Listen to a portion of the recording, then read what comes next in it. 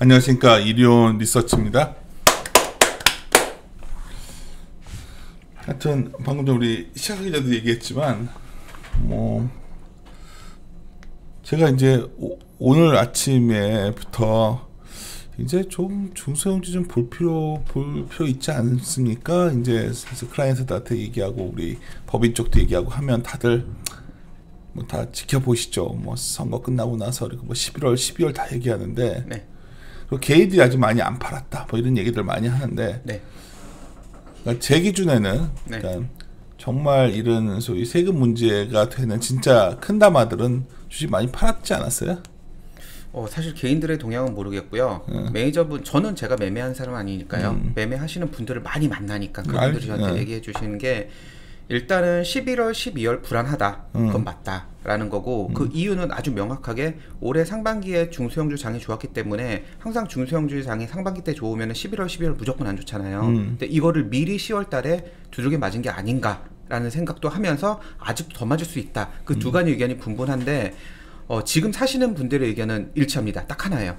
이 가격은 어쨌든 지금 단기간으로 11월, 12월이 아니라 내년을 놓고 봤을 때는 싼 거다 라는 식으로 접근하시더라고요. 그러니까 지금 매매해서 뭐 당장 하는 게 아니라 뭐 6개월에서 1년을 기다렸을 때는 지금 되게 항상 말씀하시는 좋은 기업인데 싸져 있는 기업들이 되게 많다라는 관점으로 좋은 기업이 싸져 있는 걸 찾아야 되는데, 네.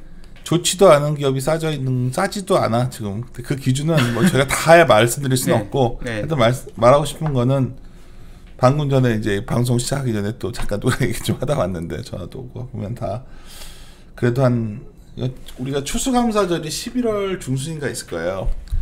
추수감사절까지만 기다려 보겠다.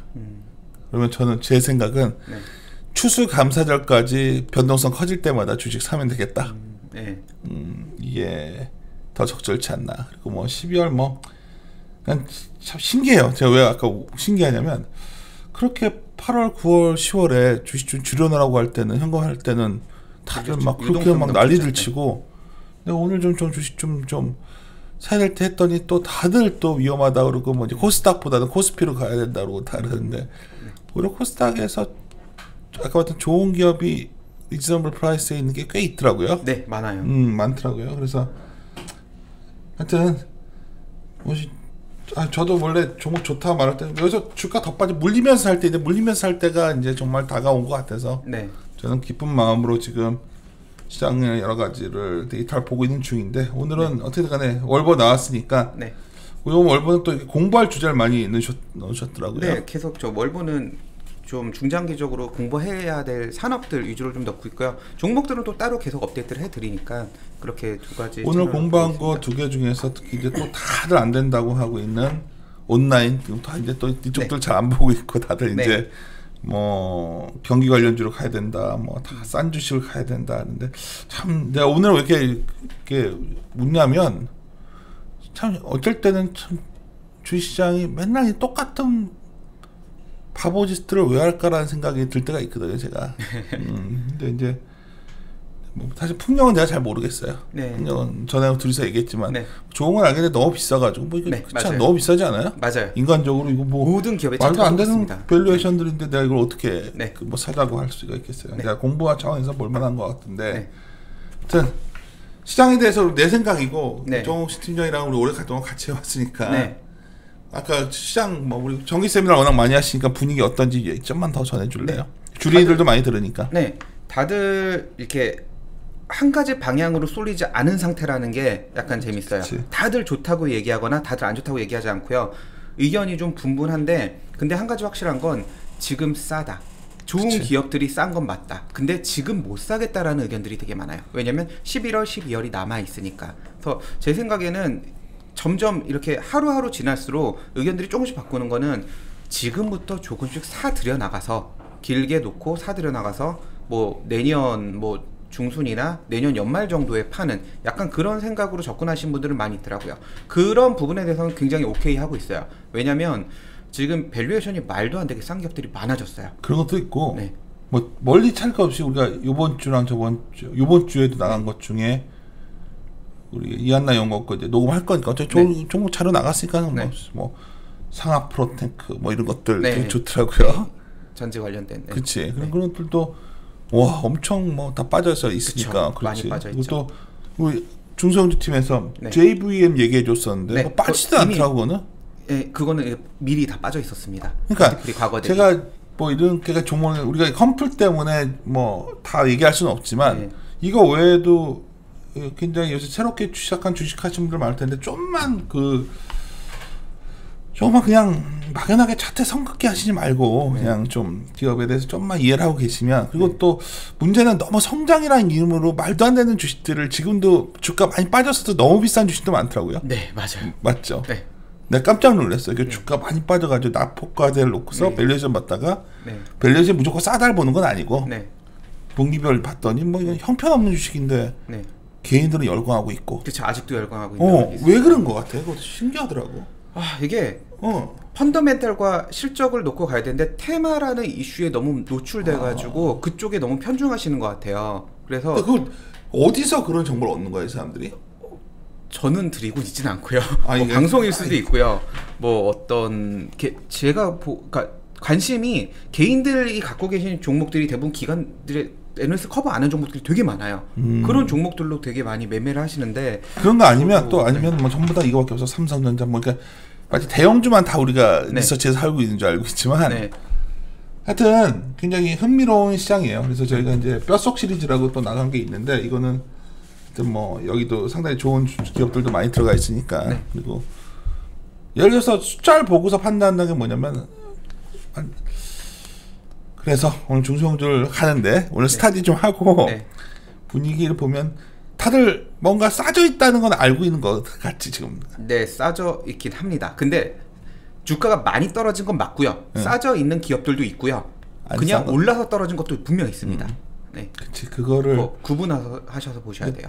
저희가 무슨 뭐 그런 상담하는 곳이 아니니까 이거를 종목 물어보면 답변하고 이런 코너는 할 수가 없고 그냥 최선을 다해서 저는 그래도 방송에서 전하려고 노력을 하고 있으니까 그래서 저희가 할 수 있는 건 이게 한계인 것 같습니다. 그러니까 하지만 분명한 거는 하여튼 종목 돌려보고 좀 황당한 기업들도 너무 많아가지고 정말 옥석 가리기 잘하셔야 될 것 같아요. 이게 이 주가가 내가 봤을 땐 거의 40%가 빠져 있는데도 이건 주가가 설명이 안 되는 종목들도 꽤 있더라고. 네. 그래서 매매에 자신 있으신 분들은 원래 하시던 뭐 하시면 되는데 그냥 조금 초보이시거나 좀 길게 보실 분들은 그냥 좋은 기업인데 싸져 있는 그런 기업들 위주로 접근하셔서 한 6개월에서 1년 보시는 게 좀 더 권해드리고 싶은 전략이고요. 저희 월보 때 아무도 안 보시는 건데 이제 15페이지, 6페이지, 7페이지 제가 항상 정리해서 넣는 거거든요. 제가 이거를 컨트 돌리는 거예요. 그 데이터 가이드 프로 돌려서 넣는 건데 한 달 동안에 많이 오른 종목 그리고 많이 떨어진 거 그리고 재무구조 좋고 1년 동안 직전 4분기 동안 YY 성장했는데 많이 떨어진 종목 그걸 넣는 건데 왜 얘네들이 이렇게 하나씩 넣냐면 아주 심플해요. 많이 오른 기업들 뭔가 변화가 있으니까 넣겠죠. 근데 상당 부분 테마에 엮여 있는 것들도 있어요. 그 16페이지 보시면 제가 왜 한 달 수익률과 1년 수익률을 같이 넣느냐면 이거예요. 한 달 동안에 되게 많이 빠져가지고 되게 많이 빠졌어 그럴 수 있는데 그 바로 뒤에 1년 수익률 보면 너무 많이 올라가서 오른 거에 때문에 이제 차익 실현에서 빠지는 것들이 꽤 많이 있어요. 그런 것들 같이 비교해서 보시라는 거거든요. 그래서 아마 말씀해 주신 것들 중에서 되게 많이 최근에 빠졌다고 생각했는데 아직도 비싼 거 되게 많이 있다. 그런 것들이 여기 포함되는 걸 수도 있습니다. 그래서 저는 그 직전 4분기 기준으로 PER과 PBR 그런 것들 좀 같이 해서 비교해서 하셔서 좀 참고하셔서 보시면 될 것 같아요. 이 기업들을 제가 커버하거나 사자 그런 게 아니라 최근에 이런 기업들이 움직였구나 이렇게 참고만 하시면 될 것 같습니다. 그러니까 20-30% 빠져서 싸 보이겠지만 한 1년이나 2년 놓고 보시면 깜짝 놀라는 그럴 수도 있습니다. 그렇죠. 하여튼 공부하는 월거예요 이번 달 거는. 그래서 월보. 이번 달 첫 번째 주제가 온라인 쇼핑 전성시대. 그 말씀드릴게요. 저희 월보 24페이지 보시면 될 것 같고요. 24페이지로 맞습니다. 그 저희 월보가 계속 연결성이 있어요. 이 실적이 좋아진 기업들을 발굴하다 보니까 이 업이 좋아지고 이 업에서 파생된 걸 보고 또 파생된 걸 보고 계속 그러고 있습니다. 온라인 쇼핑은 저희 24페이지의 그림 7번 보시면 온라인 쇼핑 거래액은 과거의 역성장 경험이 한 번도 없고요. 계속 지속적으로 올라가고 있습니다. 그리고 그림 8번 보시면 25페이지 그림 8번 보시면 이제 그 올라가고 있는 속도가 굉장히 빨리 올라가서 전체 소매 판매액 중에서 거의 30% 이상을 차지하고 있어요. 그러니까 우리들이 생각하는 소비라는 거에 대해서 온라인을 배제하고 본다는 건 이제 말이 안 됩니다. 그리고 그 비중은 앞으로 지속적으로 확대될 거예요. 온라인 쇼핑은 코로나 이전에도 성장했고 코로나 때도 성장하고 코로나 이후에도 성장할 겁니다. 그리고 그걸 가능하게 했던 원인들이 몇 가지가 있는데, 첫 번째로는 25페이지에 있는 그림 9번이에요. 저희 인터넷 쇼핑과 모바일 쇼핑, 단어가 약간 헷갈릴 수 있어요. 인터넷 쇼핑은 PC로 사는 거예요. 모바일 쇼핑은 태블릿이나 핸드폰으로 사는 겁니다. 근데 태블릿이나 핸드폰으로 사는 것들이 훨씬 더 빠르게 올라가고 있어요. 어마어마하게 막대기가 확 올라와 있네. 8월 거죠, 8월 거. 네. 아니요, 이거는 과거서부터 쭉 트렌드 넣어놓은 겁니다. 아니, 마지막에 막대기 제일 많이 올라와 있는. 네, 그렇죠. 8월 거죠. 모바일 거 엄청 올라와. 마지막 거 8월 거예요. 아직 9월 안 났으니까. 9월달 자료는 이번 주 말 정도에 나올 것 같아요. 그러니까 이 하여튼 엄청 올라왔길래. 네, 그래서 전체적으로 계속 올라가고 있고요. 이건 코로나 때문만의 영향은 아니에요. 전체적인 흐름이라고 보시면 될 것 같고요. 그 원인은 아주 세 가지로 간단히 말씀드리면, 이렇게 그림 9번과 같이 모바일, 언제든 저희 휴대폰 꺼내가지고 막 구매하잖아요. 이게 편해지니까 예전처럼 컴퓨터 켜고 사는 게 아니라 앱들이라든가 이런 것 때문에 모바일 쇼핑 증가가 급격히 올라가고 있다라고 보시면 되는 게 첫 번째고요. 두 번째, 이거 되게 중요해요. 두 번째가 뭐냐면, 급격히 증가하는 택배 물동량을 처리할 수 있는 기술적인 수준이 굉장히 많이 올라가고 있어요. 소비자들은 별로 신경 안 쓸 거예요. 근데 이런 거 느끼실 거예요. 예전에 물건 주문하고 한 3일 만에 오면 빨리 온다, 5일 만에 오면 왜 이렇게 늦게 오지 그랬어요. 요즘에는 그 다음날 와야 됩니다. 3일 만에 도착하면 왜 이렇게 늦게 왔지? 그렇게 생각하실 거예요. 너무 힘든 거지. 네, 그러니까 이 물류 시스템에 스마트 물류가 도입되지 않으면 도태되는 거죠. 예전엔 경쟁력이 있었지만. 그래서 이런 부분으로 과학기술의 발전이 상당히 많이 이런 것들을 이끌었다라고 보시면 될 것 같고요. 세 번째는 누구나 다 알다시피 코로나 때문에 더 많이 생활 방식이 온라인으로 바뀌었기 때문에 이렇게 됐습니다. 그래서 저희 월보 주제는 뭐냐면, 온라인 쪽에 대해서 늘어나고 있는 건 다들 아세요. 이들이 어떻게 소비 패턴이 바뀌고 있는지를 좀 공부해 보려고 적은 거고요. 그래서 온라인 쇼핑 거래 동향에 대해서 좀 살펴봤고요. 모든 자료는 통계청에서 봤습니다. 이거는 그래서 저뿐만 아니라 모든 분들이 접근하실 수 있어요. 그래서 그거를 그냥 정리했다라고 보시면 될 것 같습니다. 26페이지부터 보시면 27페이지에 있는 그림 12번, 이게 가장 중요해요. YY로 12번. 네, 27페이지에 있는 그림 12번이 가장 중요합니다. YY로 어떤 품목들이 올라갔는지 보시면 돼요. 13번, 14번 안 보셔도 돼요. 13번, 14번은 합친 게 12번이에요. 그러니까 이건 보시면 되는데, 자동차 및 자동차 용품이 파격적으로 올라갔죠. 이건 조금 이따 설명드릴게요. 근데 저희가 기대 제일 많이 하고 올라갔던 거는 농축수산물, 그리고 음식료, 그리고 생활용품, 가구, 컴퓨터, 이런 것들이 올라갔다라고 보시면 될 것 같고요. 실질적인 기업 실적과 연관이 있습니다. 금액별로 보면 그림 11번 이렇게 보시면 될 것 같고요. 특이한 거는 26페이지에 그림 10번 보시면 코로나 이후에 과거보다 온라인 쇼핑 성장이 훨씬 더 세게 갔을 거라고 모두를 상상하시잖아요. 코로나 이전과 이후는 온라인 쇼핑이 훨씬 더 세게 올라갔을 거다라고 상상하시는데, 아니에요. 2월달 이후부터 보면은 오히려 과거 성장률보다 조금 더 낮았어요. 이유가 뭐냐면, 문화, 레저 서비스, 여행, 이런 쪽에 대해서 YY 감소한 부분이 상당히 반영이 됐습니다. 그래서 생활 패턴과 온라인 구매에 대한 그 모습이 되게 많이 파격적으로 양극단으로 변화했다라는 거예요. 그래서 변화해서 올라간 부분은 좀 굉장히 많이 좋아진 거고, 안 좋아진 부분은 굉장히 파격적으로 안 좋아졌다라는 걸 그냥 단순 참고하시면 될 것 같습니다. 그래서 어떤 부분들이 많이 올라갔는지에 대해서 뒤에 내용들 쭉쭉 적어놨습니다. 하나씩 좀 짚고 넘어갈게요. 28페이지에 자동차 및 자동차 용품, 올해 2월부터 8월달까지 85% YY로 증가했어요. 그치. 근데 자동차 용품이 왜 증가했지? 라고 다들 생각하실 거예요. 첫 번째 이유는 코로나 이후에 많은 분들이 대중교통 이용 안 하시고 자가용 끌고 다니셨던 것 같아요. 그러면서 차 안에 있는 시간이 늘어나면서 차량 내 여러 가지 물품들을 많이 구매했습니다. 그래서 그런 것들이 좀 늘어났고요. 그리고 그 캠핑 용품 중에 상당 부분이 자동차 용품에 포함돼서 갔던 부분도 있어요. 그래서 좀 늘어났다라고 보시면 될 것 같아요. 이게 첫 번째인데, 사실 이 영향보다 두 번째 영향이 큽니다. 뭐냐면 테슬라죠. 그치. 네. 테슬라 많이 보이고, 이게 그쵸. 온라인 판매하니까 네. 글로벌 브랜드. 이게 지금 방금 전에 유지흥 연구이랑도 우리가 자동차 때문에 어제 실적 나온 뒤로 한참 얘기를 했는데 하여튼 자동차 산업이 진짜 변화가 큰 건 그렇죠. 지금 이제 모바일로 많이 왜냐면 테슬라가 마진이 너무 좋거든. 네, 유통 마진이 다 빠지니까요. 그거 플러스 아까 이제 막 자꾸 유지웅이가 이제 막 이런 것까지 얘기하시면 그렇습니다 해서 안 했는데 다음에 자료로 왔다는데 기아가 그 7.6% 나와버렸거든. 네. 맞지. 근데 이제 그 구성을 봤더니 이게 하여튼 이 전기차화 되면 코스트가 다운되더라고. 네. 이게 포인트고 플러스 유통 마진 줄고. 네. 그러니까 이게 온라인 이게 그러니까 코로나 때문에 일시가 아니라 이게 구조적인 변화죠. 구조적인 스트럭처라는 거죠. 약간 그러니까 자동차 편 듣고서 이거 다시 들어보시면 좀 연결되는 부분이 있는데 상당히 흥미로운 지점이었어 내가 봤을 때는. 요즘에 앱 중에서 뭐 개차라는 앱도 있고요. 다나와 자동차, 좀 다나 커버하니까 다나와 자동차 그 앱이 뭐 금액이 이런 식으로 올라가요. 10억, 그 다음 연도 20억, 그 다음 50억 매출액이 엄청 빠르게 올라가요. 그 장안평에 있는 수mon한 중고차 도매상들이 헤이딜러 같은 데도 수요 엄청나게 늘어나고 그런 쪽들이 좀 빼먹던 그런 이 마진이 이제 쉽지 않아질 것 같아. 그래서 전체적으로 자동차와 관련된 것들이 온라인으로 거래가 시작되고 있다라는 거죠. 그래서 그 부분이 가장 큰 변화라는 거고, 다른 이유도 있지만 테슬라와 같이 이제 온라인으로 자동차 판매가 되고 부품도 많이 판매가 된다는 거 참고하시면 될 것 같습니다. 그래요. 29페이지 두 번째는 농축수산물이랑 음식료예요. 사실 과거부터 음식료품 같은 경우, 김치 같은 거죠. 그거는 온라인 쪽에서 많이 판매가 됐었는데 농축수산물은 판매가 안 됐었어요. 신선식품이니까. 그런데 코로나가 뻥 터지고 나서 이제 극도로 외출이 제한되니까 신선식품까지 사 먹기 시작한 거죠. 그래서 마켓컬리 들어보셨죠?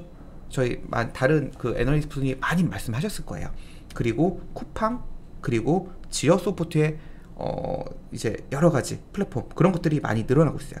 새벽 배송 많이 들어보셨죠? 팩트만 말씀드릴게요. 마켓컬리는 올해 상반기 매출액이 한 4,100억 정도 이렇게 찍힌 걸로 나와 있는데 작년 연간 매출액이랑 큰 차이가 안 나요. 그러니까 2배 오르고 있는 거예요. 새벽 배송에 대한 수요가 엄청나게 늘어나고 있습니다.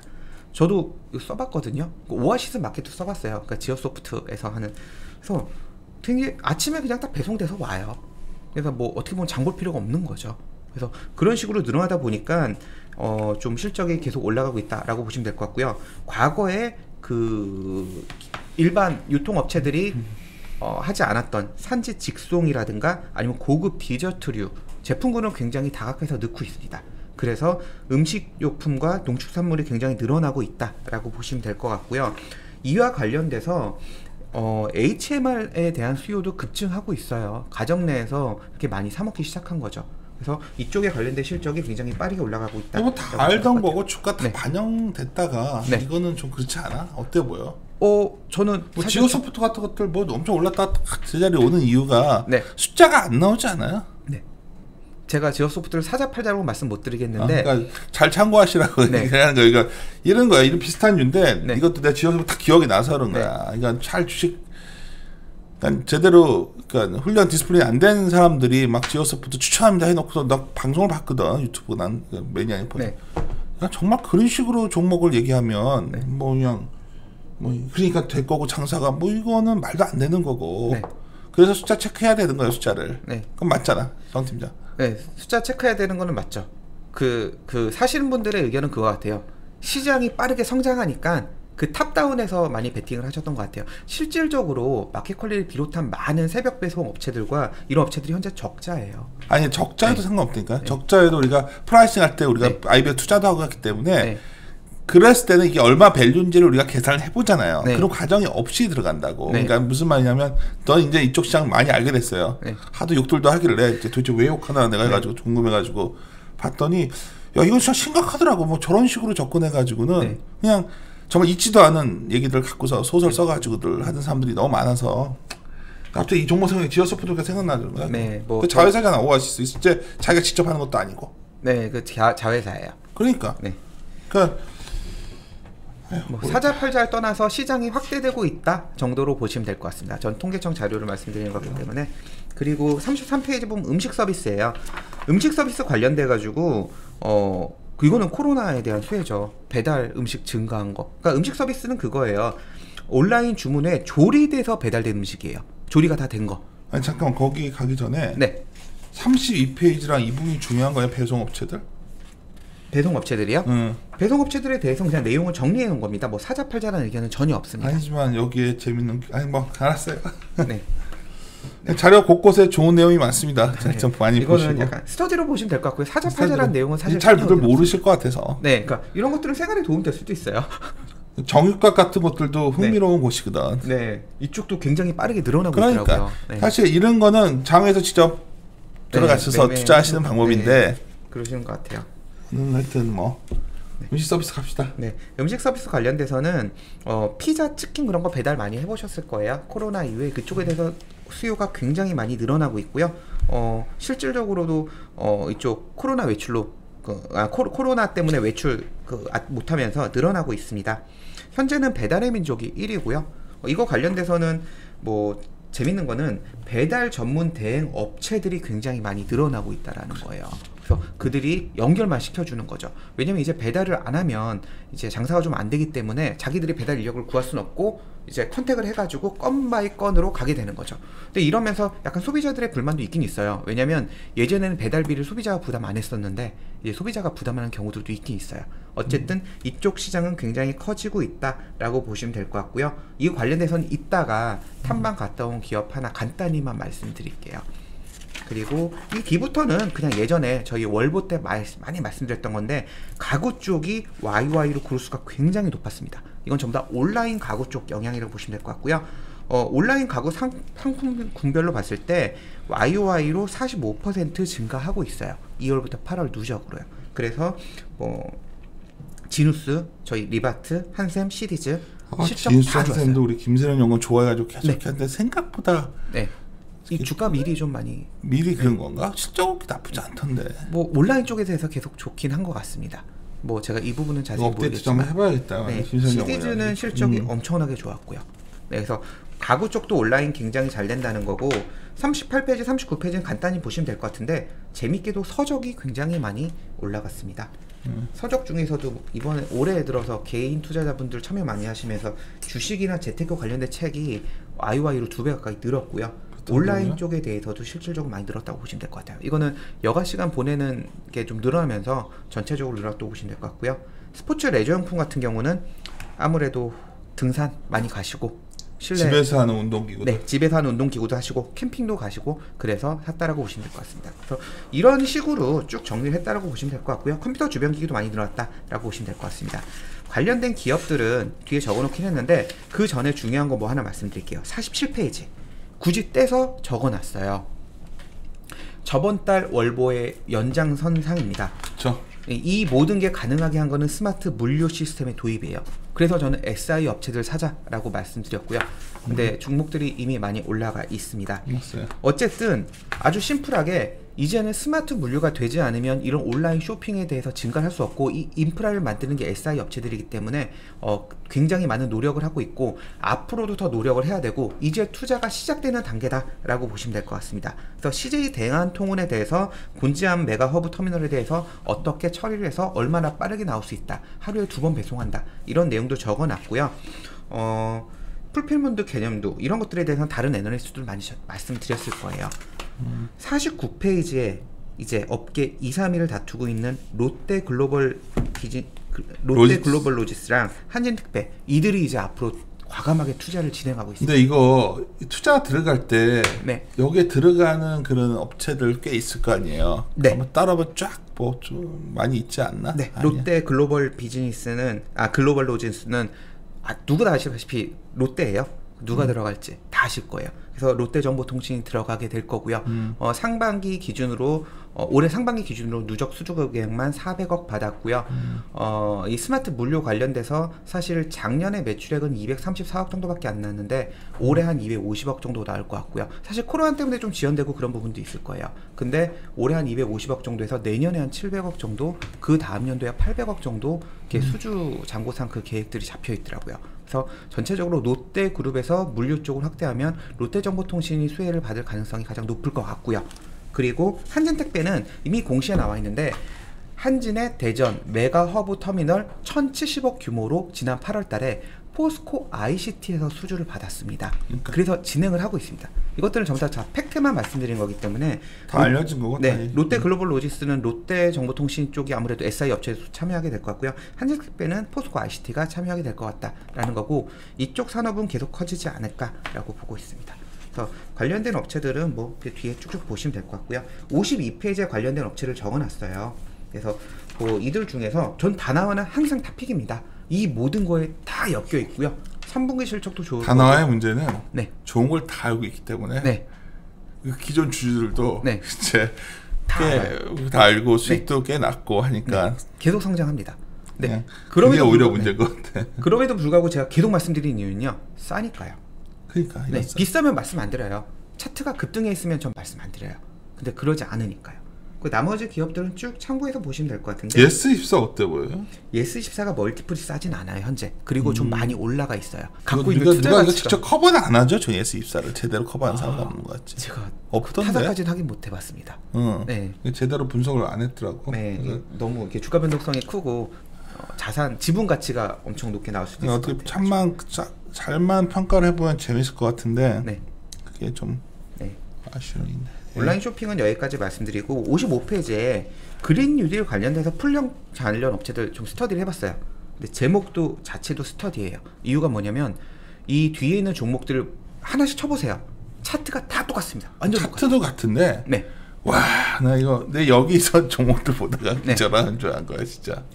글로벌 점유율 높은 거 이런 건 알겠는데 상당히 하여튼 봅시다. 네, 간단히 설명드릴게요. 일단은 그린 뉴딜 관련돼서 신재생 에너지 확산 구축에 2025년까지 9.2조 원 정부에서 돈 쓰겠다. 그럼 이제 많은 분들이 좋아하시겠죠. 이쪽에 돈이 들어가겠구나.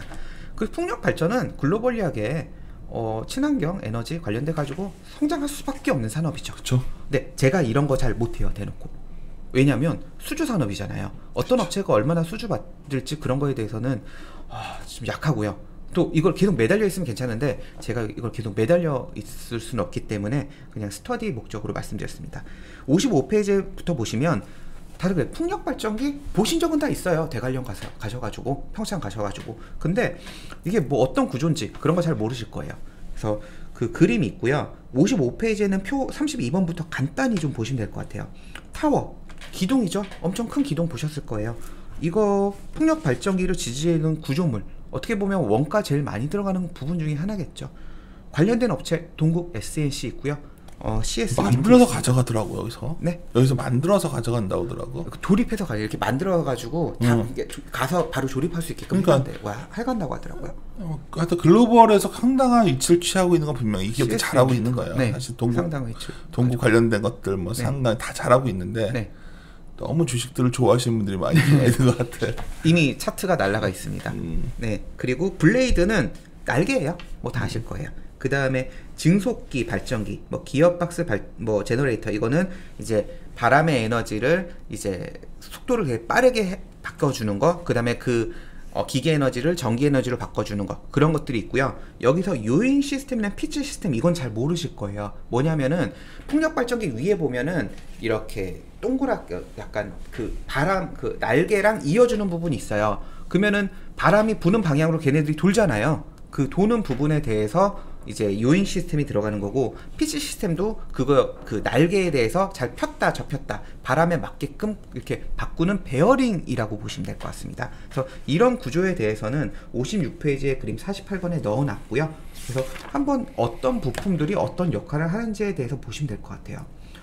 풍력 발전기 보시면 블레이드 날개가 가장 커 보이고 돈 제일 많이 될 것 같잖아요. 우리나라에는 그냥 업체 없다라고 보시면 될 것 같고요. 지멘스나 지나 베스타스, 이들이 사실 풍력 발전기의 70% 이상을 점유하고 있는 회사들이에요. 이들이 거의 다 한다고 보시면 되는데 그들이 날개는 대부분 다 만들고 있습니다. 미국에 그 하여튼 어느 지역 가면 풍력 발전이 어마어마하게 돼 있더라고요. 네. 계속 늘어나겠죠. 해상 쪽에서. 뭐 어떻게 될지 모르지만 뭐 선거 결과가 나오면 또 미국도 이런 영향도 있겠지만, 프라이싱이라는 건 결국 이런 것들을 어느 정도 우리가 반영해 있나 보는 게 바로 밸류에이션이라는 건데 상당히 많은 걸 반영하시는 것 같아서. 네. 사실 탑다운으로 놓고 보면 시장은 무조건 성장할 거니까 그렇게 베팅하시는 것 같습니다. 두 개가 겹쳤거든. 국내 모멘텀이 있었고 네, 정부 정책의 수혜가 있었고 네. 플러스 미국의 네. 선거라는 또 모멘트 두 개 겹쳐가지고 네. 뿜었던 것 같은데 네. 어떻게 봅시다. 네. 일단은 그런 것들이 있고요. 국내에선 타워 업체들이 좀 잘하죠. CS는 다 아시는 기업이고요. 네. 동국 SNC도 타워 쪽이라고 보시면 될 것 같습니다. 근데 풍력 발전 시스템의 대부분에는 글로벌 3사인 지멘스와 베스타스와 GE가 하고 있기 때문에 사실 그 기업들이 훨씬 더 큰 수혜를 받지 않을까라고 보고 있어요. 그래서 뭐 구조라든가 어떤 부품들이 어떻게 들어가는지에 대해서는 그냥 참고하시면 될 것 같고요. 61페이지에 있는 이 내용을 좀 말씀드리고 싶어요. 뭐냐면 풍력 발전기의 변화인데 부유식 해상 풍력 시스템이 도입되고 이쪽으로 늘어나고 있습니다. 해상 풍력은 정말 네. 이게 괜찮더라고요. 네, 이쪽으로 그림이 좀 많이 그려질 것 같은데 아직까지는 육상이 95%예요. 해상이 5%예요. 네, 근데 해상에 대해서 중요성이 높아지고 있는 이유는 아주 심플해요. 첫 번째, 육상 공간의 제약이잖아요. 제 풍력발전소 보셨죠? 왜 산 위에 있겠어요? 그 엄청나게 약간 보면 뷰는 되게 좋은데 하나 짓기에 공간을 너무 많이 차지해요. 가보면 어마어마하거든요. 네, 그쵸, 어마어마하죠. 그리고 두 번째는 그 주위의 환경도 좀 어떻게 훼손시킬 수도 있잖아요. 그래서 그런 제약이 있습니다. 그 세 번째가 이것 때문에 해상이 좀 늘어나고 있는데 바다가 바람이 훨씬 더 많이 불잖아요. 그렇죠. 너무 당연한 얘기예요. 너무 당연한 얘기라서 그쪽에서 바다에서 했을 때 훨씬 더 효율이 좋습니다. 그래서 이쪽으로 늘어날 수밖에 없습니다. 근데 그럼에도 불구하고 과거에 많이 왜 못했냐면 부식 같은 기술적 한계가 좀 있었고요. 또 하나는 당연히 가성비라는 걸 봐야 되잖아요. 그래서 그런 측면에서 좀 문제는 있었어요. 높은 설치 비용. 근데 앞으로는 해상 쪽에서 계속 될 수밖에 없고요. 이쪽을 늘어날 수밖에 없습니다. 그랬을 때 풍력 발전을 하는 업체들은 해상을 좋아할 수도 있어요. 이유는 아주 심플해요. 뭐냐면 육지에다 짓는 것보다 바다에다 짓는 게 훨씬 커요. 보지 마요. 엄청 커요. 그리고 육지에는 뭐 이렇게 짓는데 해상 같은 경우는 풍력 단지가 만들어가지고 비행기에서 보면 되게 멋있게 막 한 정렬로 이렇게 정사각형으로 막 돼 있어요. 막 몇십 개가 막 모여 있어요. 그렇기 때문에 규모가 훨씬 크다라는 거죠. 내가 왜 이게 돈이 더 많이 관심이 있었냐면 우리 이리온 초기에 야연모 연구이랑 제가 울산 가서 세진중고 막 찍어보고 네. 했었잖아요. 네. 세진 농장 가서. 네. 이 세진이 해상 풍력 이걸 하거든. 네. 맞죠? 네. 맞아요. 이게 엄청 이게 원래 세진이 생각보다 큰 걸 막 왔다 갔다 하는 걸 내가 우리 동영상 있을 거예요. 뒤져보면 어디에. 네. 근데 이제 근데 이쪽에서 이런 거 뭐 한다고 얘기를 해서 들었는데 네. 무슨 이런 걸 해야 돼 속으로 그랬는데 와 지금 차트는 이렇게 돼 있습니다. 네, 그걸 갖고 또 난리치려 속으로 네. 얼마 진행된 건 별로 없지 않나요? 근데 여기 62페이지에 진행됐어? 62페이지 그림 52번 보시면 이게 공시가 지난 9월달 나온 공시예요. 맞아요. 네. 그래서 그 부유식에 대해서 예, 다 수주 받은 거에 대해서 지금 나오고 있거든요. 네. 회사는 괜찮은데 이게 네. 조선에 그걸 하던 회사였는데. 네, 그래서 부유식 해상 풍력이 늘어났을 때는 세진중공업 같은 회사가 레퍼런스가 있다 정도 보시면 될 것 같고요. 63페이지에 기업들 다 적어놓긴 했는데 뭐 사실은 멀티플 뒤에도 적어놨어요. 멀티플 보시면 사실은 조금 힘드실 거예요. 그래서 뭐 이런 기업들이 뭐 CS 윈드랑 동국 SNC는 이제 타워 쪽이고 CS 베어링 이제 베어링, 요 베어링, 피치 베어링하고 삼강 MNT랑 세진중공업은 이제 하부 구조물 해양 쪽에 대해서 이렇게 원래 해양 쪽 했던 기업들이기 때문에 해양 쪽에 하부 구조물 한다고 보시면 될 것 같고요. 삼강이랑 CS 윈드는 같이 뭐 많이 비슷하는 것 같더라고요. 네, 그렇죠. 세진중공업도 뭐 이렇게 다들 해양 뭐 쪽에 같이 들어가. 지역도 그쪽에 있고 옛날 조선 기자재 하던 회사들이어가지고. 네. 그렇죠. 자기들이 거기에 경쟁력이 있는 거죠. 왜냐하면 그 해상 위에서 여러 가지 플랜트를 접었으니까 가능한 거죠. 네. 근데 뭐 제가 개별적으로 기업들을 다 뭐 분석해 보진 못했습니다, 솔직히. 네. 근데 뭐 이런 쉽지 않아요, 이 기업들. 제가 좋아하는 스타일은 아니에요. 네. 나도 안 좋아요. 알잖아. 네. 근데 뭐 그림은 너무 좋아요. 그림 좋고 뭐 그러는데 제가 분석할 수 있는 능력에는 한계가 좀 있습니다. 그래서 그 담당 애너를 지금 뽑고 있는 중인데. 네. 근데 기업을 한번 그렇잖아요. 컨트롤 한번 돌려봤을 때 느낌이란 게 있잖아. 또 네. 정태인 의원도 많이 네. 해보니까. 네. 야, 나 이번에 좀 실적 시즌 오고 그래서 뭔가 이제 바이콜 좀 하고 싶어가지고 막 네. 뒤져보려고 하는데 과연 일반 주린이들이 설마 할 수 있을지 잘 모르겠어. 이게 업종 내에서도 너무나 다른 현상들이 나오는 것 같아요. 종목별로. 네, 맞지? 네. 희한하더라고. 이게 기업의 경쟁력이라는 게 이제 한국이 이제는 기업을 선별하지 않으면 주식시장 자체가 막연하게 막 피어 그룹에서 뭐 이거 오르니까 저 쫓아가고 이런 시대가 아닌 것 같더라고요. 네. 뭐 멀리 차릴 것도 없어요. 예를 들어서 LG생과는 잘 되는데 아모레 잘 안 되고 막 이런 거 있잖아요. 예를 들어서 비슷한데 뭐 어딘 잘 되고 어딘 안 되고 그 분명히 나타나고 좀만 있어요. 뜯어보시면 네. 야 이게 같은 업종이 있다고 보기도 힘들 정도. 근데 주가는 또 비슷하게 움직여 일단은. 그게 탑다운으로 많이 보시는 것 같아요. 그러다가 나중에 완전 따로 가는 거지. 네. 그런 공부에 비슷한 한번 경험을 해보고 싶으시면 아모레와 LG생건 넣고서 같이 한번 공부를 해보시면 네. 왜 어떻게 이게 어디서부터 이 숫자로 갈라지는지를 한 번만 어렵지 않아요. 그냥 네. 좀 내가 이게 자꾸 이렇게 말하면 내가 막 자꾸 말투 이렇다고 그러시는데 안 해보고 자꾸만 이걸 그냥 귀동량으로 하려고 하니까 이게 안 되는 거거든요. 제가 봤을 때. 네. 안 되니까 그냥 귀동량으로들 하려고 하니 이게 직접적으로 어떻게 하려고 하는지 잘 모르겠다니까 저는. 그래서 그러니까 그 대화방 같은 데 한번 들어가 봤지. 뭐죠? 아이디는 다른 거 있는데 비밀인데 하여튼 깜놀.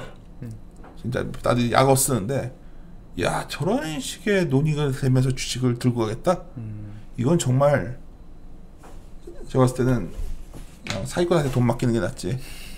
그만큼 주식시장이 어렵다는 거예요. 우리가 잘한다는 게 아니라 우리는 무서워하거든요. 예를 들어서 막 어떤 숫자 하나 나왔을 때 아까 우리 욕할 수도 있겠지만 기아차 숫자 보고서 완전 어제부터 자지러지고 있는 중이야 지금 유지중이라. 왜냐면 우리는 이놈이 나쁜 놈들 하고 있다가 이거 인간적으로 너무 숫자가 잘 나오는데 뭐 이러고 이제 뒤져보고 일주일간 또 더 자동차 막 주가 오르고. 아니 왜냐 아침에 난리 났었거든. 그러니까 이게 느낌을 아냐는 거지. 네. 그러니까 야 기아차 큰일 났다 빨리 사야겠다 막 다들 급해진 거지 이제. 네. 근데 그거를 느낌이 안 오니까 문제라는 거죠 저는. 그러니까 근데 이제 이런 곳들도 좋은 회사가 많은데 참 어렵겠다는 생각이 들어서 네. 종목들 소개할 만한 것도 뭐 있죠? 일단은 저희 탐방 갔다 온 것들 중에서 특이한 것들 좀 몇 개 말씀드릴게요. 오토모티브 하는 거 아니야? 네, 19페이지 보면은 현대오토웨버 이거 지난달에 말씀드렸던 SI 나한테 업체 중 말했었잖아 하나인데 이거 괜찮다 그러더니. 네, 근데 주가가 많이 올랐다 떨어졌다가 하고 있는데 어쨌든 중요한 건 말씀드릴게요. 일단 이 회사가 SI 업체들 중에서 현대차의 SI 업체고요. 현대차가 굉장히 많은 변화가 있을 거라는 건 모두가 알고 있어요. 그래서 주가도 좀 많이 오르긴 했는데 앞으로도 더 변할 겁니다. 일단은 커넥티드 카라는 개념으로 저희 차 안에서 내비게이션 업데이트도 되고 그런 모든 이제 것들을 이제 이쪽 현대 오토웹에서 플랫폼을 가지고 있기 때문에 이 적용 차종이 계속 늘어날 겁니다. 그래서 그쪽에 대해서 실질적인 이익이 많이 올라갈 거다라고 보시면 될 것 같고요. 이슈가 되고 있는 것들에 대해서 몇 가지 말씀드릴게요. 첫 번째는 CITS라는 사업인데 지능형 교통 체계죠. 이거 2025년까지 뉴딜 정책에 따라서 이제 굉장히 많은 1조 원 넘는 돈을 투자한다라고 나와 있습니다. 그러니까 뉴딜 정책의 수혜를 받는 거고요. 실질적으로 자동차 만드는 그룹이다 보니까 자율주행차가 되기 위한 교통 인프라를 만드는 거예요. 그렇기 때문에 잘하겠죠. 실질적으로 수준 많이 따내고 있고요. 지난 2월에 광주 쪽도 따냈고요. 그래서 그냥 앞으로 이거는 하겠다라는 게 아니라 많이 따내고 있어요. 그래서 뉴딜 정책의 일환으로 굉장히 교통 시스템을 잘 만들고 있다라고 보시면 될 것 같고요. 두 번째는 스마트 팩토리죠. 뭐 다들 기대하시는 거, 현대차가, 기아차가 이제 전기차 전용 공장을 만든다. 뭐 예를 들어서 그런 게 나오면 모비스가 뭐랄까? 왜 기아차의 그쪽은 단가가 저렇게 낮아졌을까? 네. 그거 나오면은 그 공장 그 스마트 팩토리 진다 그러면 현대 오토웨어 제일 먼저 그러니까 이게 스마트 팩토리와 연동된 것 같아요. 네. 아까 이거 진짜로 이거랑 네. 현대차 편이랑 좀 같이 좀 들어보세요. 아까 그 얘기를 하다가 이제 이 얘기를 한 건데 이 회사가 관련된 그냥 주가는 막 왔다 갔다 하는데 그렇죠. 네. 아직 숫자는 안 나오겠어 근데. 이게 그 SI 업체들이 다 공통적인 그러니까. 게 그 모기업들이나 그런 데서 약간 마진이라든가 그런 의사결정을 가늠이 안 갖고 있기 되니까. 때문에 저도 가늠이 안 되니까 함부로 숫자 추정 못해요. 그래서 그런 부분들이 좀 있다라는 거. 근데 앞으로 해야 될 일은 많고 벌릴 일은 많으니까 관심을 갖자. 그래서 공부는 해보자라는 식입니다. 그래서 첫 번째는 지능형 교통 시스템 구축할 거고요. 두 번째는 스마트 팩토리. 세 번째가 SI 업체들이 많이 하고 있는 게 스마트 빌딩이에요. 이제 건물들이 전부 다 스마트하게 바뀝니다. 전력 기준부터 시작해가지고. 근데 제가 보기엔 향후 5년 동안에 우리나라에서 건물 가장 크게 질 대기업은 현대 아닐까요? 그렇죠. 네, 강남 저걸판에다가 네, 그걸 짓고 있는데 지금. 뉴스 플로어에는 이렇게 나와 있더라고요. 3.7조 원 정도 쓸 거다. 그 중에서 뭐 2020년 정도부터 이제 건물을 올리고 지금 토목공사 하고 있대요. 2026년 정도 완공되고 그러는데 그 중에서 한 5에서 6%를 스마트 빌딩 구축에 쓸 거라고 합니다. 그럼 뭔가 떨어지는 게 많겠죠. 우리도 네. 이사 가려고 하잖아요. 우리가 지금. 네. 와, 이사 갈 때 가장 큰 문제가 이놈의 IT를 옮기는 게 어마어마하더라고요. 네. 이게 지금 우리 그 비용도 많이 들고 하여튼 근데 심지어 여기는 네. 전 세계에 보여준 어떤 현대 기아차 위상을 보여준 전시 공간이기도 하거든요. 이게. 네, 그렇죠. 이게 뭔가 그러니까 거기가 이것도 하여튼 떨어지는 게 많을 것 같아요. 근데 이게 그렇다고 지금 산업도 마냥 보고 있자니 네. 참. 네, 이미 좀 많이 올라가 있고요. 그치. 차트도 좀 이렇게 현대 웹테이버가 근데 많은 사람이 이름을 모르잖아요 지금은. 네. 근데 이게 정말 그 매수하라는 얘기가 아니에요. 왜냐하면 지금 잘못했다가 물려가지고 고생할 그쵸. 수도 있어요. 네. 이거 큰일 나는데 관심 좀 없고도 계속 공부하고 계시다가 네. 뭔가 모비스의 변화가 좀 생기고 네. 그렇지 않겠어? 네, 모비스가 컨셉적으로 이런 게 있구나라는 걸 하면은 이제 그러면 이 회사가 상당히 재밌지 않을까 하는 생각. 미팅 해보고 이 회사 상황이 이렇다, 변화가 이렇게 나타나고 있다를 말씀드리고 싶은 거지 사자 팔자라고 말씀드리진 않아요. 저희는 사자 팔자 자신 있으면 얘기하는 하우스예요. 막 그래서 욕도 많이 먹지만 근데 이거는 그 얘기가 아니에요. 지금 내가 보기에는 공부를 해둬야 되는 회사는 분명한 것 같은데 아리까리 해가지고 지금 좀 변화가 있는 건 맞습니다. 그 두 번째 21페이지 이것도 사자팔자라는 얘기는 아닌데 재밌는 거 그냥 우스갯소리 그냥 들으시면 될 것 같은데 대동공업이랑 회사 미팅 해봤는데 진짜 오래된 회사인데 네, 농기계 만드는 회사예요. 네, 제가 왜 이걸 접근했냐면 실적이 굉장히 많이 좋아지고 있습니다. 그래요? 네, 실적이 굉장히 많이 좋아지고 있어서 저는 무조건 바텀업으로 봅니다. 실적 안 좋아지고 그림으로 보진 않아요. 근데 실적이 굉장히 좋아지고 있고 멀티플도 싸요. 지금 이거 PER은 좀 불었는데 PBR은 굉장히 싸요. 물론 재무구조는 안 좋습니다. 그리고 어떤 변화가 있지 않을까 해서 봤는데 사실 제가 생각했던 그림은 이제 코로나 때문에 저희 농가에서 많이 이제 해외에서 오시잖아요. 그래서 일을 해야 되잖아요. 그렇지 못하니까 기계로 상당 부분 대체되면서 수요가 폭발하지 않을까 전 세계적으로 이런 생각을 하고 접근했어요. 사실은 혼자 소설을 썼군. 네, 근데 아니었어요. 네, 아니었는데 결론은 숫자는 올라갔고요. 그 이유는 심플하게 첫 번째는 이거는 약간 코로나19 이후에 전 세계적으로 정부 지출이 많이 늘어나고 있습니다. 정부에서 돈 많이 쓰고 있어요. 트랙터라는 농기계는 정부에서 보조금이 많아졌을 때 수요가 올라가고 있어요. 그래서 저는 그냥 제가 생각했던 그림과 다르지만 어쨌든 수요가 올라가고 있는 거에서는 정부 지출, 그 농가에도 지원을 많이 해줘야 되잖아요. 그래서 그런 쪽에서 수혜가 있었고요. 두 번째는 수출에 대한 환율이 많이 올라가서 그렇고요. 세 번째는 작년 3월 달에 두산 박격가 장기 공급 계약을 크게 맺은 게 있어요. 그게 실적이 반영됐습니다. 어쨌든 뭐 제가 봤던 그림은 다르지만 실적은 올라가고 있고 미국 내에서 제가 왜 이 미팅을 했냐면 이 회사의 미국 매출액 21페이지 맨 밑에 넣어놨는데 작년 상반기 때 미국 쪽 매출액이 1,508억이었는데 올해 상반기 2,146억으로 되게 크게 올랐어요. 42% 올랐어요. 그래서 미국 내 점유율이 굉장히 많이 올라가는 걸로 파악돼가지고 구조적인 경쟁력이 있을까 해가지고 파악해봤던 건데 어쨌든 두산 마켓으로 늘어나고 있다 정도 보시면 될 것 같습니다. 그냥 미팅 해봤는데 재밌다 정도 보시면 될 것 같고요. 22페이지가 아까 전에 말씀드린 배달 좀 늘어났을 때 그것 때문에 관련지어가지고 그 IPO 예정 기업인데 한번 가봤어요. 교촌 F&B 다 아실 거예요. 모든 분들이 다 아실 거예요. 배달 다 시켜보고 엄청 먹었는데. 네. 치킨이에요. 치킨 브랜드. 그거 모르는 사람이 누가 있어? 네, 그렇죠. 네. 근데 재밌는 거는 뭐 실적이 계속 올라가더라고요. 제가 놀란 게 교촌이 신도시를 가보면요. 1층에서 이게 배달 것도 팔지만 2층에는 마치 무슨 레스토랑처럼 했는데 사람이 많더라고요. 그리고 교촌 또 따로 이렇게 좀 레스토랑처럼 여는 것들도 꽤 있더라고요. 네, 요즘에 계속 확대를 하는 거죠. 약간 그치요? 매장을 배달 중심에서 배달이 아직까지 80%래요. 그래도 네, 근데 뭐 좀 더 크게 해가지고 호프집처럼 하고 그래야지 매장을 좀 크게 해야지 좀 ASP가 올라가잖아요. 그렇게도 하고 해외 진출도 뭐 계획하고. 가봤는데 이런 거 있잖아요. 그냥 동네 치킨집 가서 맥주 먹을 때와 달리 내가 좋아하던 맛이 있는 치킨집에서 보다 표준화된 게 나오니까 장사되겠다 싶더라고요. 이게 상당히 그 삼계탕집도 있더라고 교촌이. 거기까지 몰랐습니다. 아니 그러니까 생각보다 치킨 우리 한국의 치킨이 세계적인 교촌 치킨이 원래 이게 대구 거 아닌가요? 거기까지 모르겠어요. 대구까지는 모르겠어요. 치킨의 성지는 대구예요. 대구에서 많이 탄생했는데 좀 진화하는 것 같더라고 최근에.